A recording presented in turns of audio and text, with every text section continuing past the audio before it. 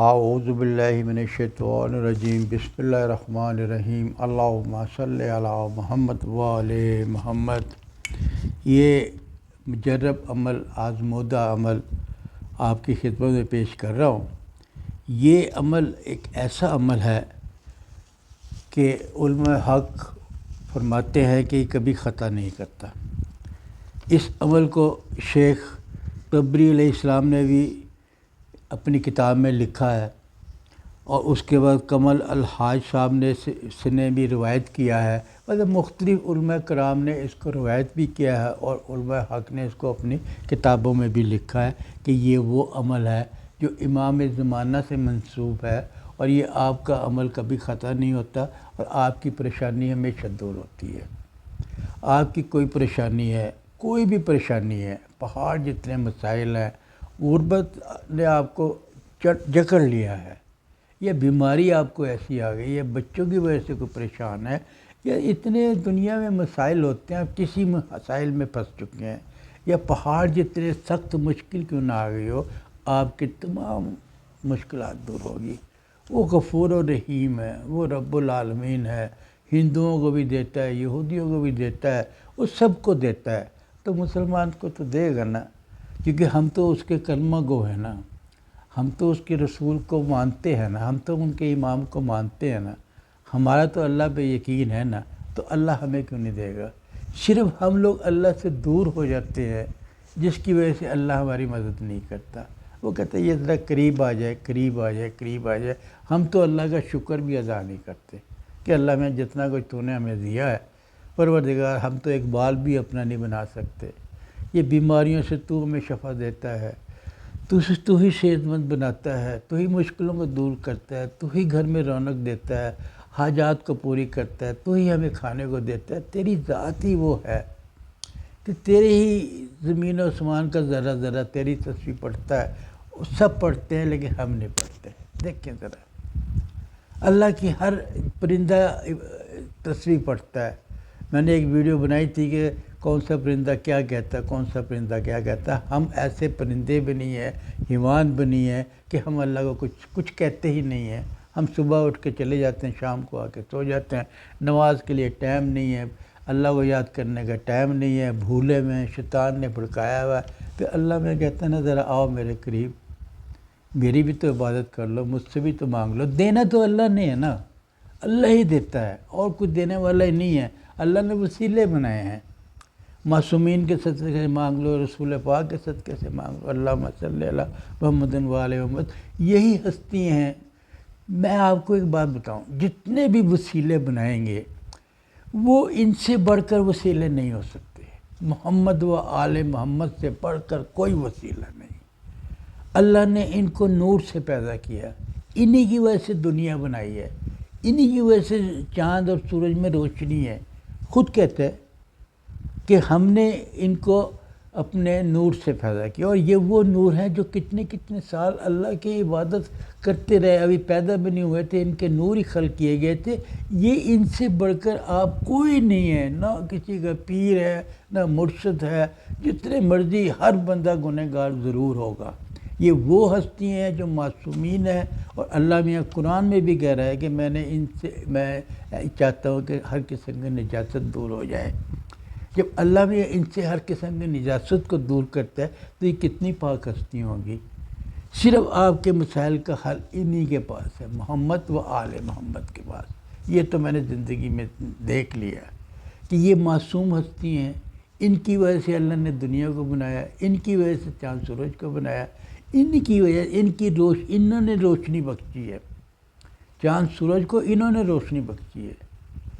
رسول تو سورج ہیں، حضرت علی چاند ہیں، ان کی جتنی بھی آپ ان کی طرف جھکیں گے تو اللہ آپ کے خوش ہوگا، بالکل خوش ہوگا۔ اس لیے جب بھی آپ کو وظیفہ کریں، انہی کے وساطت سے آپ اللہ سے مانگیں، پھر دیکھیں آپ کی مرادیں کیسی نہیں پوری ہوتی۔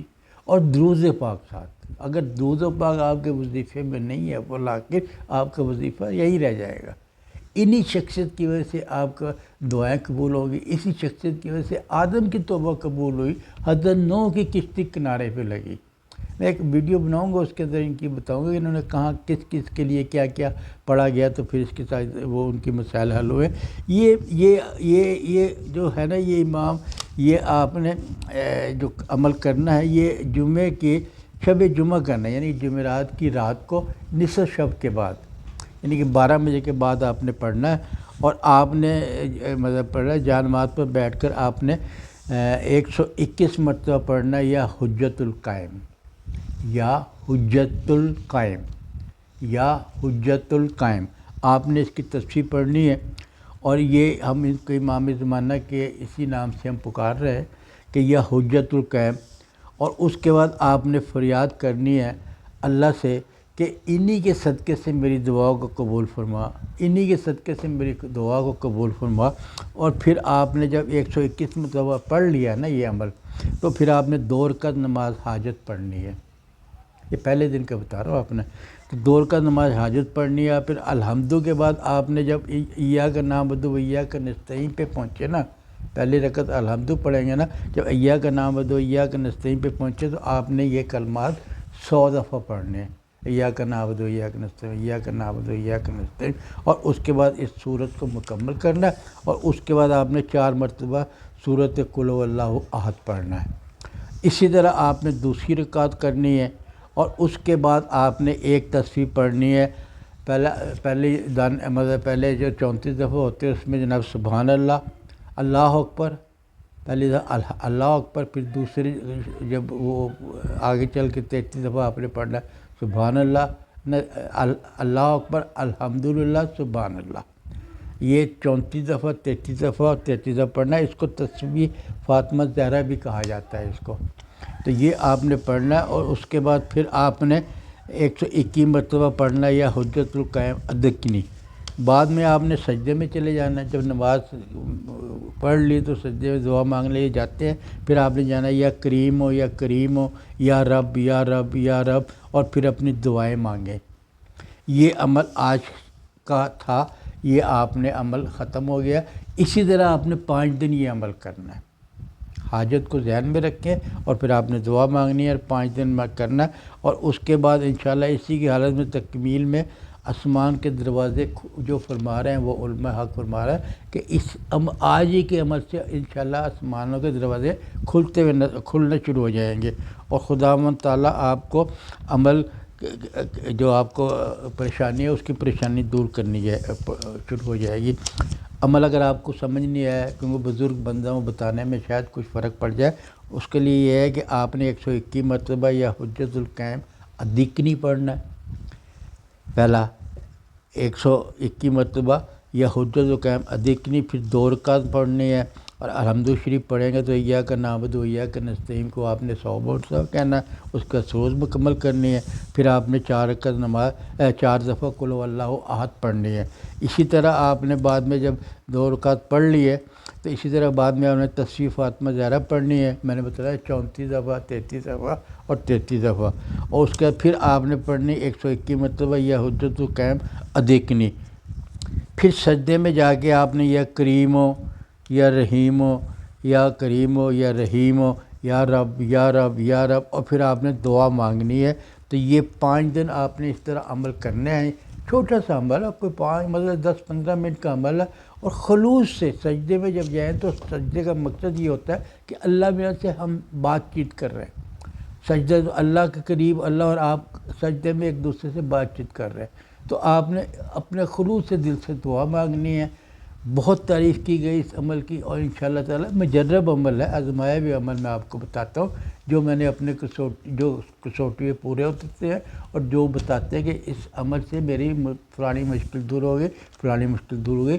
عمل سارے میرے اتھینٹک ہوتے ہیں، ادھر ادھر سے پڑھ کے نہیں دیتا، بڑے اچھی کتابوں سے، بڑے اچھے طریقے سے، جو خود کیے ہوئے، جو میں نے تجربے کیے ہوئے، لوگوں کو بتائے ہوئے، اس طرح کے عمل مطلب کہ بتاؤں گا۔ جب آپ یہ عمل کریں گے تو آپ یقین کریں گے یہ جو آپ کے مسائل جو آپ پڑھ رہے ہیں، اس کے ساتھ بھی اور بہت سے آپ کے مسائل دور ہوں گے۔ آپ بلا کس کو رہے، مانگ کس سے رہے؟ جب آپ ان ہستیوں سے مانگ رہے ہیں جو کائنات کے سردار ہیں، وہی دینے والے ہیں، ان کے تھرو اللہ میں سب کو دے رہا ہے، تو آپ کو بھی دے رہا ہے۔ بس آپ نے خلوص دکھلانا ہے، اور اللہ کے قریب ہو کے اپنی فریاد کرنی ہے، آپ کی مشکل دور ہو جائے گی۔ اگر کوئی مسئلہ آپ کو ہوتا ہے عمل میں کسی چیز میں، آپ مجھے فون کر کے یا میسج کر کے آپ مجھے وائس میسج کر دیں، میں اس کا جواب دے دیا کروں گا۔